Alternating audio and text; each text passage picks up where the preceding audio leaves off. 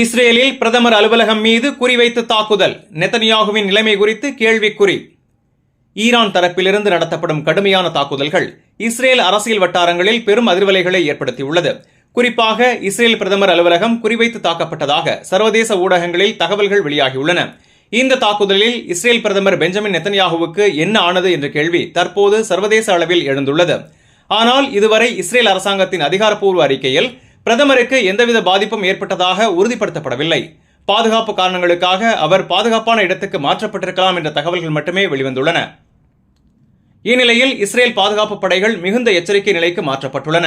Tel Aviv மற்றும் Jerusalem பகுதிகளில் பாதுகாப்பு வளையம் வலுப்படுத்தப்பட்டுள்ளதாக தகவல்கள் தெரிவிக்கின்றன. மறுபுறம் இந்த தாக்குதல் குறித்து ஈரான் தரப்பிலிருந்து இதுவரை நேரடி பொறுப்பேற்பு உறுதிப்படுத்தப்படவில்லை. அதேவேளையில் எதிர்வினை நடவடிக்கைகள் தொடரும் என்ற வகையில் கடுமையான எச்சரிக்கை அறிக்கைகள் வெளியிடப்பட்டுள்ளதாக தகவல்கள் தெரிவிக்கின்றன. இந்த சம்பவம் மத்திய கிழக்கு பிராந்தியத்தில் பதற்றத்தை மேலும் அதிகரித்துள்ளது. அமெரிக்கா உள்ளிட்ட மேற்கத்திய நாடுகள் சூழ்நிலையை நெருக்கமாக கண்காணித்து வருகின்றன.